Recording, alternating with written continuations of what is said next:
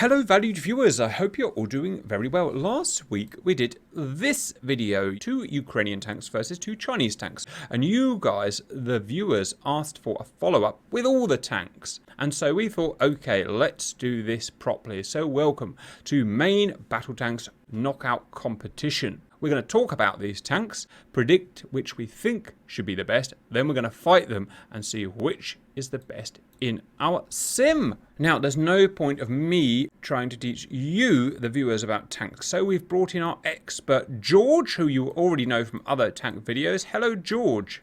Hello, sir. Can you very briefly remind us of your credentials? I was in the Army for 27 years, and I spent a great deal of time in tanks. I got to be a tank commander for a while, and those are the important credentials anyway. The tanks involved today are what we would call the mainstay of the various nations. From UK, Challenger 2. From France, the incredibly expensive Leclerc. From Germany, Leopard 2A6. From Ukraine, T-84 Oplot-M. From Israel, the Merkava IV. From Russia, the T-90. China, the ZTZ-96B. And from America, M1A2 Abrams tank. Before we start battling, let's look at the details. First, Challenger 2, 63 tons, and that's our first talking point. Take the weights with a pinch of salt. Most of these tanks are modular, so you can add armor pieces and take armored pieces away, so the weight will vary, but 63 tons without all the added armor. Engine, a 1200 horsepower diesel. Max road speed, 59 kilometers per hour. Gun is a 120mm rifled cannon, and today it's our only rifled gun. George, what are the advantages and disadvantages of a rifle main cannon? The easiest of all the advantages was that it was very predictable what was going to happen. The disadvantage to most of the rifle guns was that you could only fire about 1,000 rounds on it before you needed to replace it. With the smoothbore guns, all you did, you just measured to make sure the diameter was right, and you would keep going. And there was a certain spin on the rifle barrels that always tended to throw it off to a certain direction depending on the spin of the earth. So it was hard to get the gun sights calibrated to the rifled ones when you're shooting really, really long distances. So for the most part, all the countries went to smoothbore because you didn't have to write software that included your direction. Roger, and it's not like a firearm where rifling makes it super accurate and smoothbore is inaccurate, but because these tanks have self-spinning rounds, don't they? They all have fins on them that spin the rounds. That's why the rifled wasn't needed, plus the software issue. But it certainly made the maintenance a lot easier. Rifled barrels just needed to be replaced at a certain point. At 1,000 rounds, and that was it. You just got rid of them. Carrying 47 rounds at a cost of $6.3 million. France and their Leclerc, 57 tons. 1,500 horsepower diesel, 71 kilometers an hour on the road, 120mm smoothbore cannon carrying 40 rounds, and a staggering $16 million. George, why is this thing so expensive? It was a cost overrun. They planned on making a whole lot more tanks than they did. The analogy is like making drugs. When you make a prescription drugs, pills only cost like 3 cents a piece, but the first one costs like $200 million. So that's sort of the cost overrun of Leclerc. They planned on making a lot more, but it's a very advanced tank. It's considerably lighter than others, particularly because it has an autoloader. It's one of the only NATO tanks that actually has a 3-man crew. Being lighter, it would be easier to air transport, and there was a whole bunch of other advantages to it. It's probably the most advanced tank, but it's super, super expensive, and the French never really got all their money back out of that one. So, Germany, Leopard 2A6M, 60 tons, 1,500 horsepower diesel, 68 kilometers per hour, 120mm smoothbore cannon with 42 rounds. A respectable $5.7 million. Any talking points on the Leopard, George? You said diesel. It's actually turbine motor, just like the American Abrams. The 1,500 horsepower turbine was...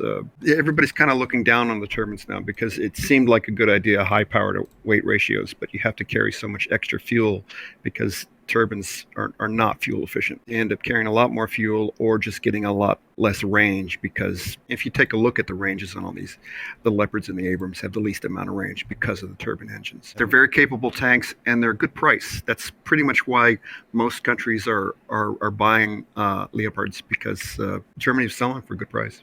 Roger, I forgot to put the ranges in, viewers, and of course range is important, and as George says, the Abrams and the Leopards have the less because they're running turbines. What fuel do they run on? Is it like a jet fuel? Jet fuel and diesel are really, really close. Jet fuel is pretty much like diesel number one, but in a turbine engine you can run diesel or jet fuel or gasoline if you want. It's just you're worried about a fire exploding if you put gasoline, but it'll still run because it's a turbine motor. Ukraine, T-84 Oplot-M, 46 tons, very light, and we'll talk about that in a minute maybe. Diesel, 1200 horsepower, 65 kilometers an hour on road, 125mm smoothbore cannon, and that's something else I've forgotten, ATGMs, and I'll come back to that. 42 rounds it carries, and $7 million. Two talking points there.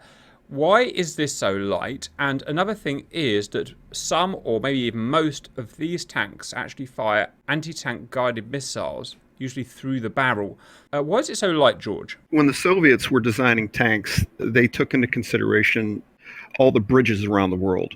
Most fully loaded tractor trailers are 40 tons. Now, you can overload them, but that's the standard weight. So the Soviets said, hey, let's build our tanks so that we can use all the bridges all over the world, which, those little concrete bridges that aren't very big, they're typically 40-ton bridges. The Americans and said, you know what, we're going to build bigger, heavier tanks and build our own damn bridges. And so all the NATO countries followed suit. And if you look at all those tanks, they're 60, 70, even 80 tons in the NATO ranges. And bringing your own bridges doesn't really work all that well. So when the Americans decided they want to build the next generation of tank, the design right now is closer to 40 tons because we think, the Soviets got it right the first time. And about ATGMs. I know this is a silly way to say this. Those armor modules that you add, the explosive packs, they work really well against high explosive rounds. Now, the nice thing about high explosive rounds is that no matter how far you fire them, they still work the same. They work the same at 100 meters as they do 5,000 meters if you can get them out that far. The armor-piercing, fin-stabilized, discarding sable rounds, they lose energy as you go further out. And so, for the most part, you don't really, in the game is different than real life, but in real life, you really don't want to fire an armor-piercing round at more than 2,400 meters because it loses a lot of energy and you can't get through the armor. And that's just the planning range. I mean, you can in certain areas, but you don't plan on getting through with more than 2,400 meters. So you want to use the high explosive rounds. Well, the Soviets were, we'll put on this armor that keeps you protected from the high explosive rounds. So it's kind of hard to destroy a tank with a high explosive round, even at long range. So they said, well, what if we have these missiles that fly over the top and have a directed shaped charge and attack the weak armor? Well, that gives tanks a longer range than they would with just fin stabilized rounds or with the high explosive rounds. So it's a pretty good idea to do these things. The downside is that you have to guide those things in. They're not fire and forget like dumb rounds. Israel. Merkava, 65 tons, 1,500 horsepower diesel, 64 kilometers an hour, smoothbore 120mm cannon. George, why is everyone running a 120mm cannon or a 125? Is it so they can be unified, so they can swap rounds, or is that the optimum size? Why not a 500mm gun? There's certainly some experimentation with larger rounds, but 120 smooth barrel was getting through all the Soviet tanks. So you wanted to use the smallest you could get away with, because lifting up a 40-pound round and putting it in a cannon is hard. The 105s were, I think, 28 pounds, so you could put more ammunition in them. You get a bigger cannon, you can't put as much ammo in. So, but 120 was destroying tanks with one shot. One shot, one kill is a big thing, and that's as big as you needed. So NATO standard 120 smooth. 48 rounds, $4.5 million.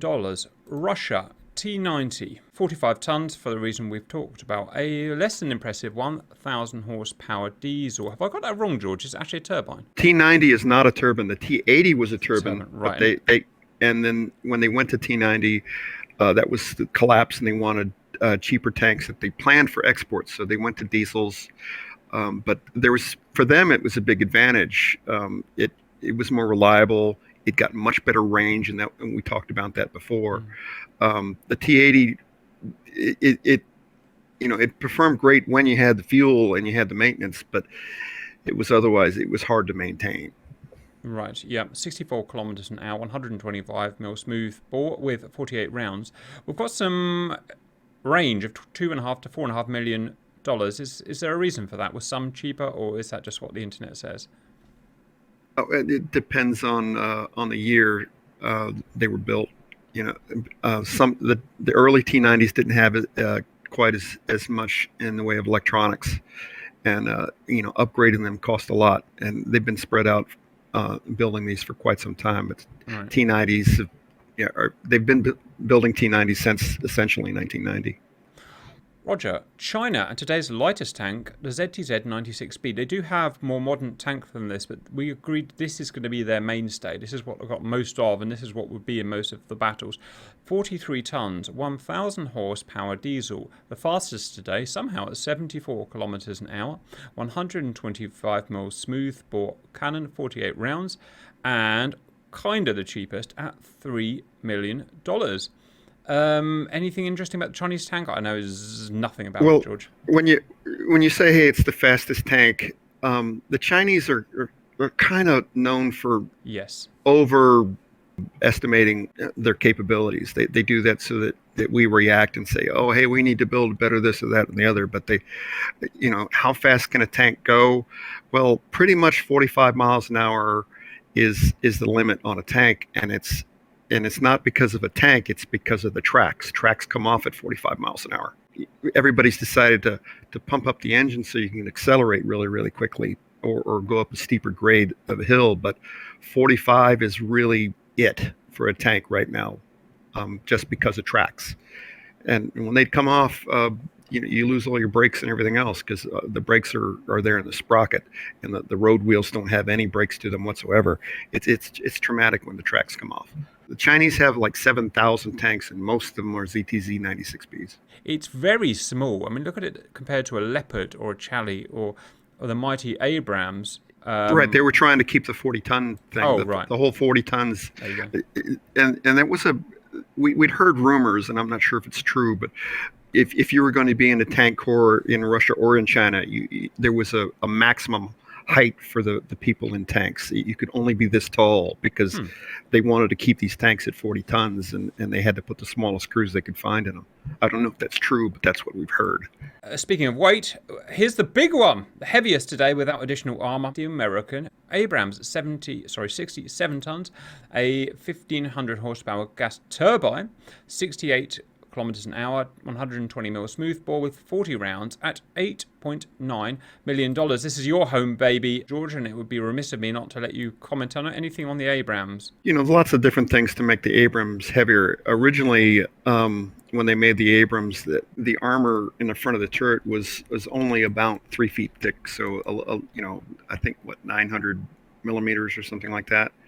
But when they went out to Desert Storm in 91, they were concerned about a rumor of this new Soviet ammunition, so they doubled the front armor, and so it really is close to 6 feet thick in front, just in the front of the turret. Now it's not that high, mind you; it's only like a couple feet high, but it sticks out like 1,800 millimeters. It's crazy thick, and it turns out that the rumors were false about the ammunition, but they left the armor on the front of the turret really, really thick. Now, that turret looks really big from the outside, but when you get in, there's not much room in there because the armor's so damn thick.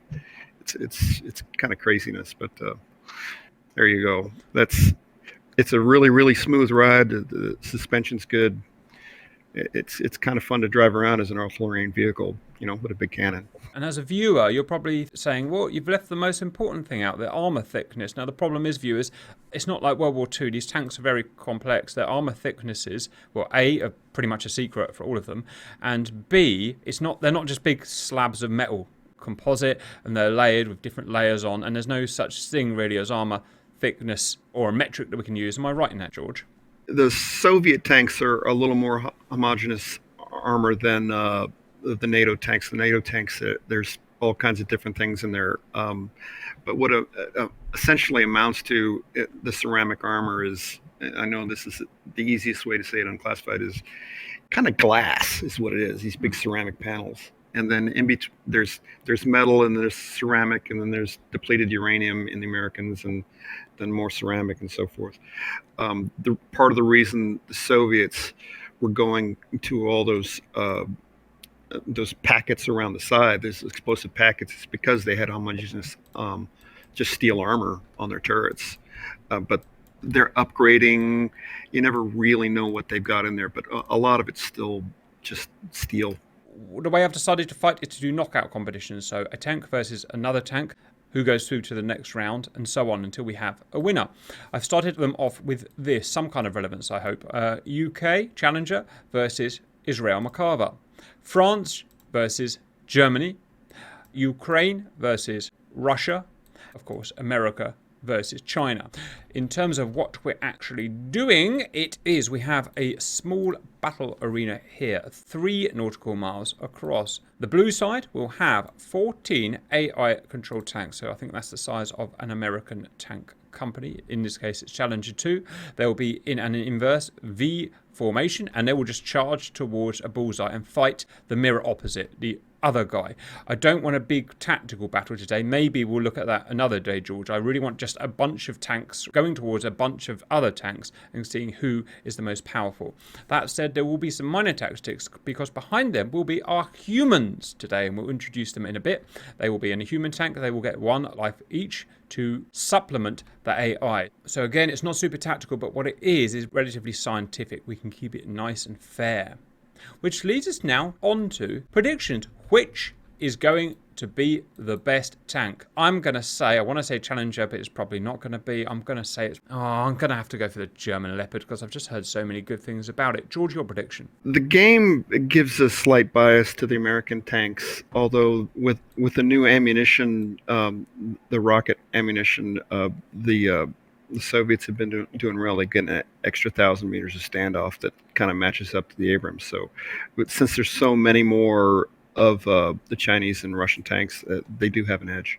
Roger. Cortana's been waiting patiently. Prediction? Just from my experience driving a couple of these, I mean, I personally like the Leopard in terms of how it fights, but I mean, outside of the game, this isn't really not my wheelhouse. Yeah, I think the Leopard 2 is going to take it. It's just an overall better package on, averaged out, I think. I'm just going to throw it out there that the Challenger has the longest range kill. Oh, it does, doesn't it? 5 kilometers or miles. I've forgotten. We did a reenactment in this game, and we actually got the kill. I think the one part where obviously AI and DCS can't be an accurate simulator is, I think, just training and the tank crews. I think that's where the British forces do tend to shine. Welcome in, viewers. Battle 1, Challenger versus Merkava. Israelis today are Push, Cortana, Cannonball. Guys, you get 1 life each. And British are Drop and Bird. And George will be watching, guys. I'm unpausing now. Good luck. This is deliberately not very realistic in the tactics for the reasons I've explained. Obviously, you're not just going to charge a perfect formation of tanks in. But can you give us an idea what would happen roughly in real life? Would you sit and wait for the baddies? Would you skirt around the side? What would happen here? There'd be essentially 3 phases. There would be a standoff phase where you're beyond a tank range, where you're calling in artillery or aircraft. And then phase 2, where you're going in and you're doing, we call them berm drills, but it's just sort of a peek and poke thing. You poke up, you shoot, you pull down, you reload, you poke up again, you shoot down. And then the last thing you'll do, if you have the right numbers, is you'll charge in. Now, I know that's a grand overgeneralization, but it works. One thing you don't normally notice from the air is that obviously the ground isn't very flat. And so getting line of sight with a tank being so low must be a real challenge unless you're literally in a 100% flat desert. I wouldn't agree with that. We call them intravenous lines, which is IV lines. And you go from hill to hill. You kind of poke your way up, you look around, you dive down, you come up to the next hill, you look around. And that's just part of the tank game. You're just going up and down these little hills. There's always IV lines. And is that the tank commander that's making those decisions?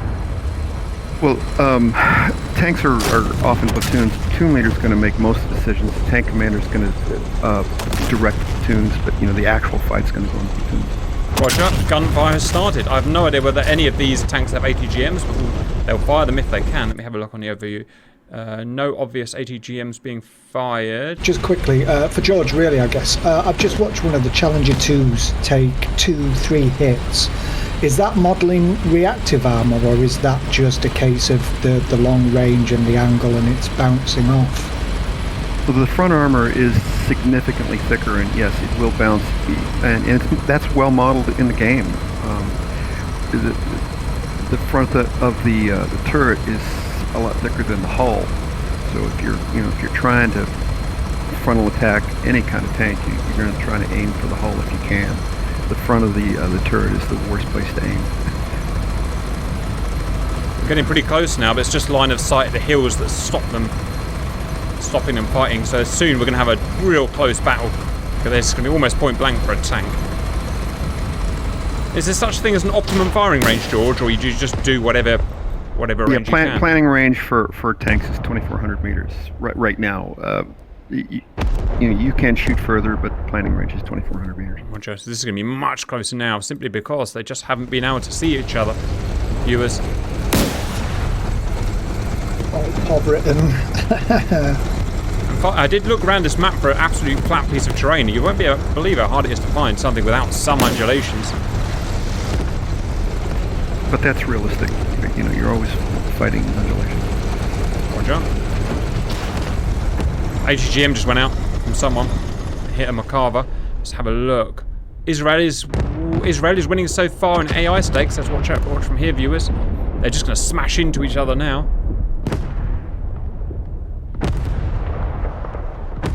Merkava down, Charlie down. It doesn't just end with the AI. Remember, we've got our humans as well, Viewingtons. You see anything there? No visual.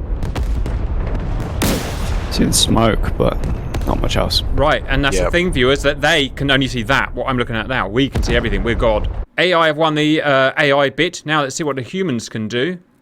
Remember, humans, you only get one life each. We've got Bird sneaking in. He's doing what George was saying, Burming, I think he called it, finding the little hill points, looking, firing and then getting out. And you can see the shell there, bounced off the ground, viewers. Is that a thing that happens in real life, George? Is a shell? Absolutely, but even in this game, if a shell bounces off the ground, it can skip into a target. Wow.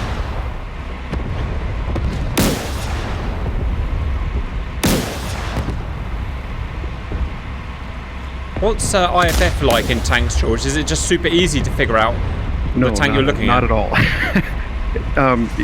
You have to visually figure it out. There's not an electronic thing. Guys, it's humans versus humans now. All AI are dead, and that showed you how much better a human is than a kind of stupid AI there. One bird just wiped out 5 Merkavas. Right, now it gets really interesting.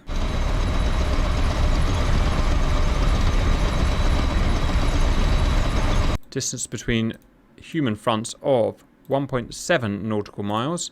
If you had to be in one of these tanks, George, Merkava or Charlie, what would you rather be in?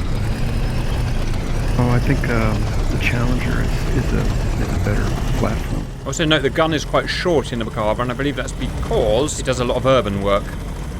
That's not why it's short. It looks short because the armor sticks out so far, and it doesn't stick out past the front of the tank because the engine's in the front of the tank and the turret's further back.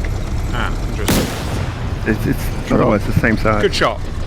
Cannonball down. An important point we haven't talked about, George, firing on the move. Is it best to fire when you're still or firing on the move? Obviously, you're going to have some kind of accuracy Now, penalty. I've only fired Abrams tanks. I've never got to fire it, in real life. Yeah. But the Abrams tank fires great on much better than the simulator does. And it has some kind of gyro stabilizer, presumably. Yeah, and that's all from the Navy. The Navy's been firing gyro stabilized guns for a long time, and they just got a system from the Navy, from the Navy contractors, and it works great. There's some great videos out there of the Challenger 2 from inside the hull, going over the tank ranges, and you just watch how very little the crosshairs move off the target. It's incredible.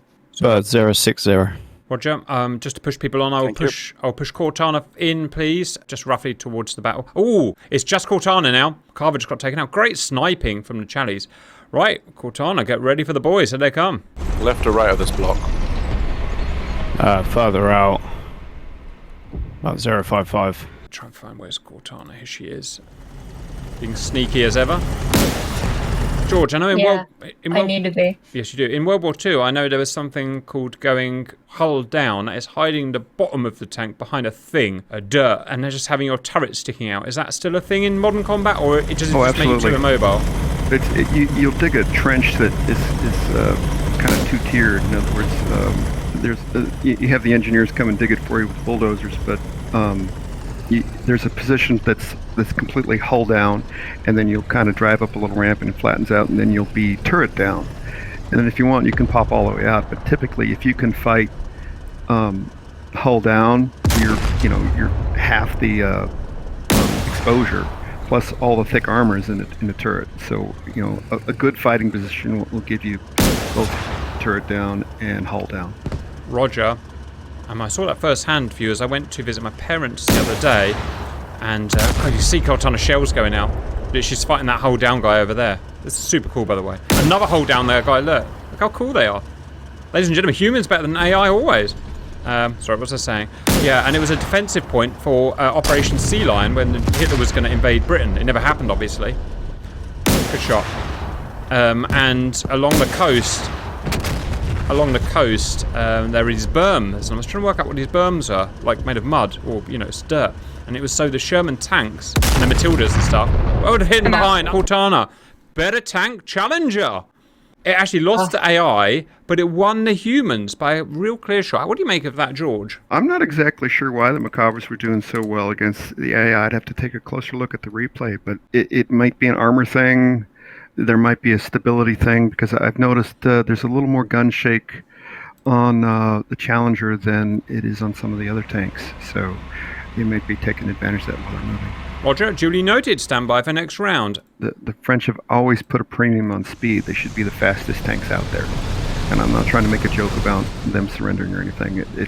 They want the fastest tanks, and they have, in the past, sacrificed armor protection for speed. Why? What's the philosophy? On their designs. What's the philosophy there? Why do they want the Quicker fast to run tanks? away. Oof. Well, they wanted to be able, and that's the big joke is they want to be able to run away, but they wanted to be able to outmaneuver people. It's sort of like having the fastest fighter plane. They've always had, their tactics have always put a premium on speed and what you can do with that. It's much easier to outmaneuver a tank and shoot him in the side or the butt. If you're faster, if you're slower, you just can't do it. Would you prefer to have, if you had to have protection or you had to have speed, which would you rather have? Oh, my favorite tank is the French tank. It really is a super tank. It's just so expensive. I'd rather have the speed. Huh. Well, I think it's interesting with the NATO doctrine and what I think it is still tank design is based around, which was a Cold War, and they are at the end of the day a massive force multiplier. So if you can get some tanks to the front line with the ground troops as quick as you can. The cannon's the cannon at the end of the day. It's 120 mil. You want that on your side as quick as possible.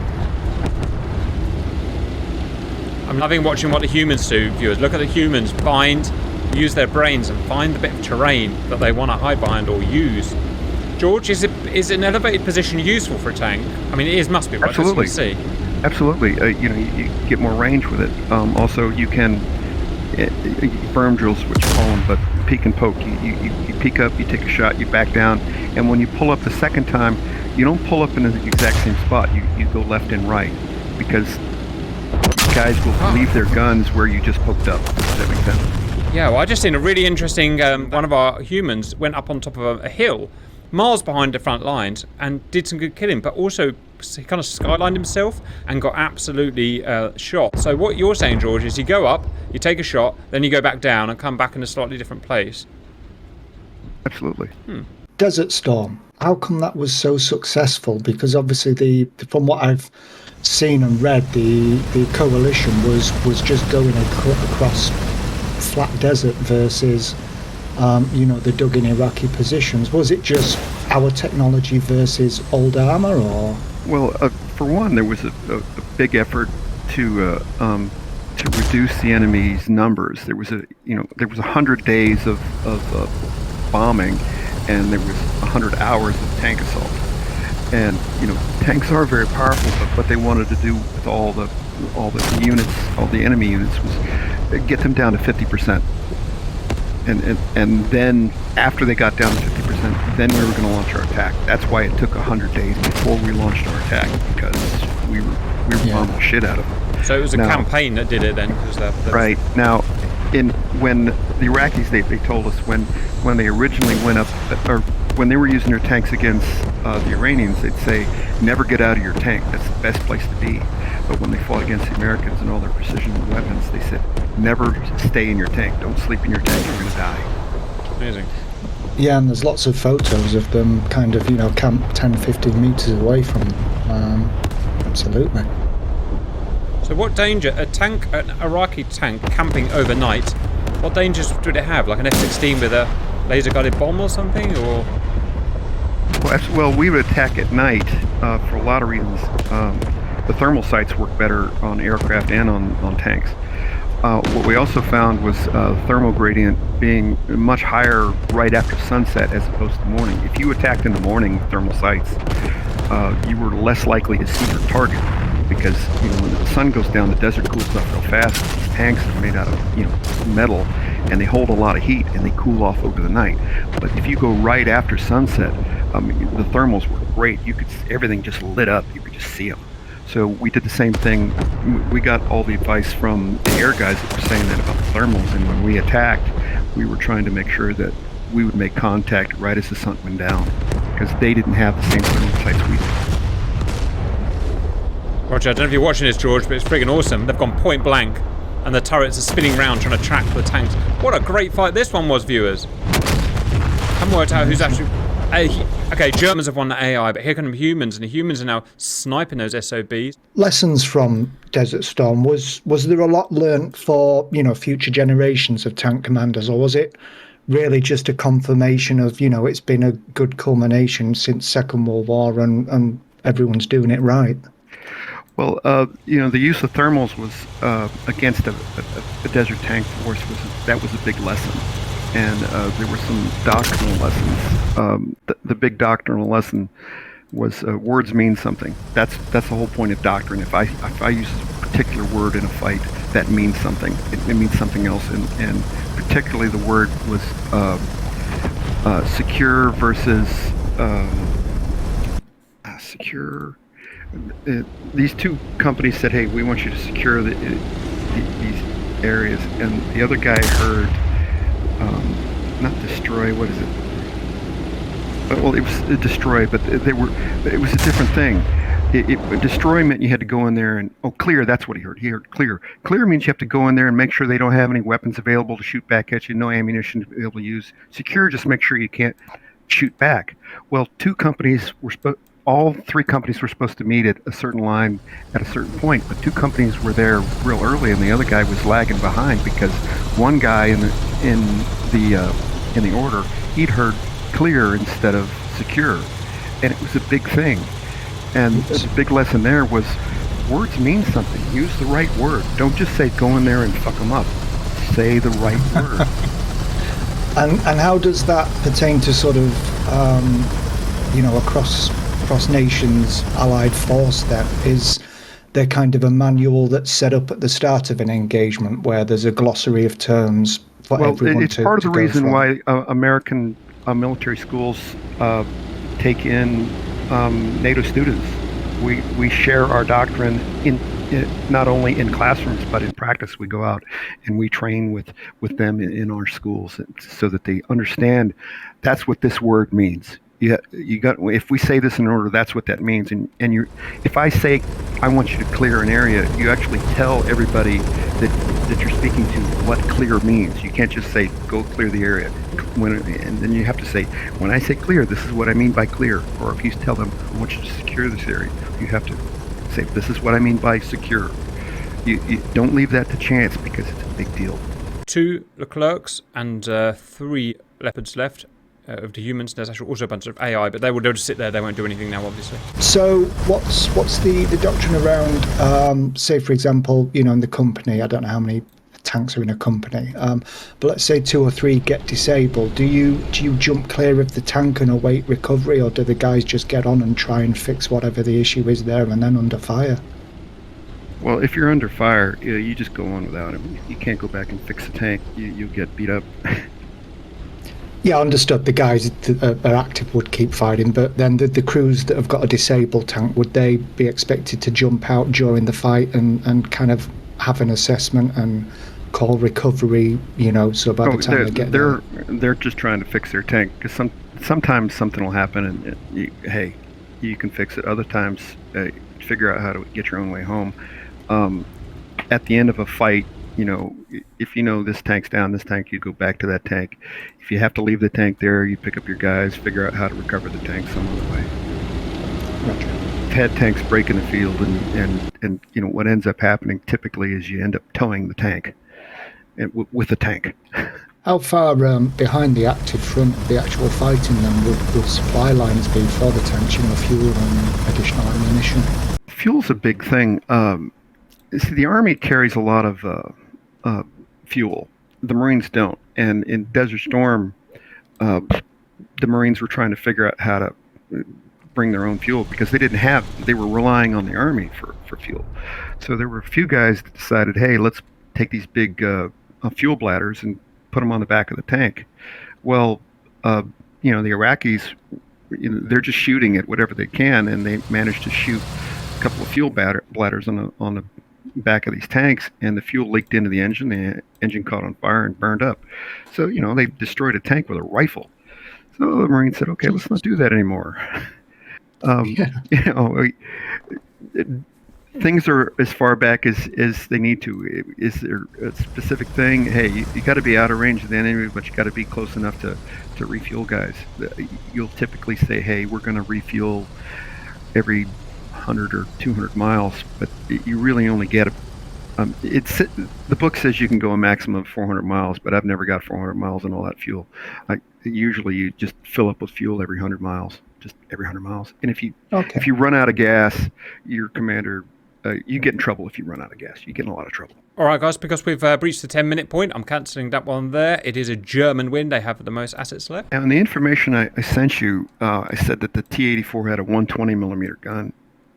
They made versions with 125s and 120s because they made them for NATO export as the M, but they called it an M120 because it was an export version, I think, for Taiwan. And, they wanted to use NATO ammo, but for the most part, T-84s had 125s. Russian blue T-90s versus Ukrainian T-84 Oplot. Nice looking unit. And T-90. So in my mind, the T-90 and the T-84 are going to be quite similar to each other. They're both obviously Soviet, or the T-84 was Soviet and the T-90 was, I guess a hybrid between Soviet and Russia. Both 40-ton tanks. It really depends tanks. on which model the T-90 was, because the T-90s were built for so long. Some of them had different equipment than others, which explains the cost difference. So, which version of this is in the game, I'm not quite sure. And that's a great point George has brought up. Some of these versions we've got are what we call hybrids. So a T-90 is not just a T-90. Like George said, they were built over decades and they were changed and improved like pretty much all of these tanks. The Abrams have been built since 1980, I think, 40 years. And they've been improved. Now, what exact variant we get, we don't know most of the time. It's just a generic version that roughly spans the decades, and that's the closest we can get. ATGMs on both sides here have gone out, and none have hit yet. Now, the ATGM has to be guided in by someone in the tank. Does that mean the tank can't move while the ATGM is in the air, would you say? These tanks get kind of bouncy. It's hard to do it in game. I don't know how well it works in real life, because we don't use them in NATO. And we have fire. Oh, you hear the ATGM roar past viewers. Let's see if we can catch them. And they're doing killing. Bang! Smash that T-90 up. Amazing. Tech warfare, best warfare, question mark? Line of sight, here goes line of sight. Oh, T-84 is getting smashed now. In the configurations we have here, both the T-90 and the 84 have the 125mm smoothbore cannon. Ah, found my hill. Found your hill. From what I've seen about hills, they're a blessing and they're also a nightmare because you stick out like a sore thumb. So the T-84's ATGMs seem to have been quite effective actually this round. Yeah. They're a very modern ATGM, I believe. Now the Javelin missiles that the Americans have so graciously provided, it's the first time they've really been able to use them. They do a top-down attack. They fire up, come over, and the armor on the top of the tank is really, really thin. Well, on Abrams, it's only 1 inch thick. Now, the front might be sticking out for almost 2 meters, but the top is only 1 inch. So the whole idea with the missiles is to fly over and explode downward the tank, because that's where it's most vulnerable. Roger.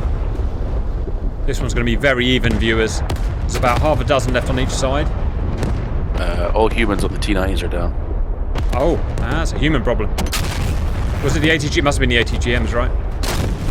I'm guessing it was another human. Oh, funny. Oh, what a fight, viewers. Can't tell who's winning. Russians won. The Russians smashed just beat the Ukrainians. No, but oh, that's weird. The Ukrainian human survived, but the Russian AI survived. Game's still on, guys. You've got 5 minutes. I suspect, with CH, I noticed he's put a little more bounce in the guns, so they're a little bit harder to fight while you're on the move. And this battle you put together is a bunch of tanks moving at each other. The ones from DCS are a little more stable on the move. Something only George would notice. Guys, AI Russians are at bullseye, as you know they will be, because I've not given them any orders. I'm guessing those 3 tanks in the very back are human ones. They're human. They're non-players, so just leave them. Yeah, Cannonball's pushing in. All right, I'm flanking right. Yeah, pincer move would be a great idea. Now, with the T-90 tanks, they have the reactive armor, so inside of 2,400 meters, it's better to use the armor-piercing rounds than it is high explosive because of the reactive armor. Does the reactive armor have any effect against Sabo? No, it doesn't. But Sabos have a sort of a limited range because it's a kinetic round. As it goes further, it loses energy. So. And that's kind of modeled in the game, which I appreciate. George giving kudos to game. Very unfashionable. It's a very good simulation. It's far from a dedicated tank simulator, but it's very good because you get everything else. I really appreciate all the work they did for this. It's good stuff. This looks easy, viewers, but remember, AI is kind of all aware. So as soon as you become possible to be seen by the AI will just magically see you and shoot you. So it is a bit of a cat and mouse thing here. So what the guys are doing, pincering, surrounding, all going in at the same time. Exactly what they should do, obviously. George is going for altitude, elevation. You have 2 minutes to wipe the... Okay, green flares. If you see green flares, that is a friendly tank. Please don't shoot the friendly tank with the green flares. Someone just killed a Russian. Yeah, that's me. Nice shot. Just put a green flare next to me. No, green flares are coming out of my tank. That's pretty. Green smoke. Oh, that's... Green flares. Green flares, that's our fire control measure, is the green flares. Roger. I've got green smoke next to me. It's a problem in DCS.